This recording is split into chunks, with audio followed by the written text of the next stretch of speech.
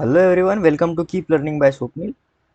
आइए क्वेश्चन देखते क्या कह रहा है। 2024 में ये पीवाई क्यों आया है। A block of mass 100 KG slides over a distance of 10 meter on a horizontal surface. एक हॉरिजॉन्टल सरफेस है, ठीक है, कुछ ऐसा होगा।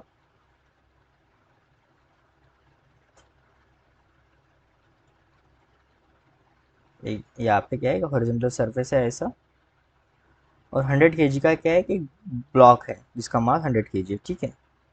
सो हम यहाँ पे एक ब्लॉक लेंगे, ये रहा हमारा 100 केजी का ब्लॉक। ओके, और वो क्या कर रहा है, 10 मीटर डिस्टेंस कवर कर रहा है।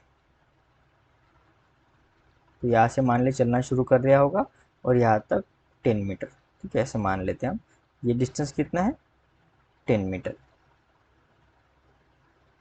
Okay, if the coefficient of friction between the surface is 0.4, जो कोएफिशिएंट ऑफ फ्रिक्शन है म्यू, वो कितना है, 0.4 है।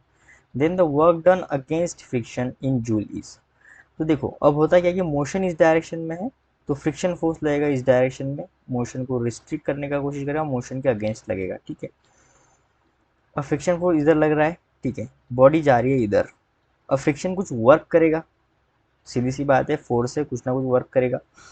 अब यहाँ पे जो वर्क डन है फ्रिक्शन का, ठीक है, सबसे पहले गिवन जो है सब कुछ लिख लेते हैं। मास है हमारे पास 100 केजी, जो एक्स डिस्टेंस चला है, ठीक है, ये एक्स डिस्टेंस मान लेते हैं 10 मीटर चला है। उसके बाद म्यू हमें गिवन है कितना है, 0.4। ओके, फ्रिक्शन फोर्स निकाल लेते हैं। फ्रिक्शन फोर्स होता है म्यू इंटू नॉर्मल, ठीक है। म्यू कितना है, 0.4, और नॉर्मल कितना है, 100 इंटू जी, यानी जी को मैं कितना लूँगा, 10 लूँगा यहाँ पे।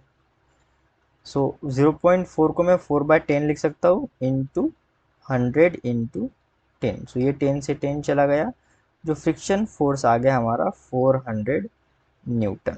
ओके, अब वर्क डन बाय फ्रिक्शन निकालते हैं, वो कितना आता है, वर्क डन बाय फ्रिक्शन। अब देखो वर्क डन का फार्मूला होता है फोर्स और डिस्प्लेसमेंट का डॉट प्रोडक्ट, ठीक है, यानी magnitude of force into magnitude of displacement into cos theta. अब देखो ये जो मोशन कर रहा है, डिस्प्लेसमेंट का वेक्टर इस डायरेक्शन पे, फोर्स उस डायरेक्शन में, यानी दोनों के बीच 180 डिग्री एंगल है। सो फोर्स जो है वो हमें पता है कितना है, 400 न्यूटन।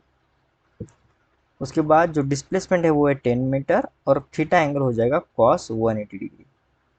कॉस 180 डिग्री कितना होता है, -1 होता है। तो इसको जब सॉल्व करेंगे तो आ जाएगा -400 joule, work done by friction. पर हमें क्वेश्चन में ये नहीं पूछा कि फ्रिक्शन ने कितना वर्क डन किया, हमें ये पूछा है वर्क डन अगेंस्ट फ्रिक्शन, क्योंकि फ्रिक्शन के अगेंस्ट कितना वर्क हो रहा है।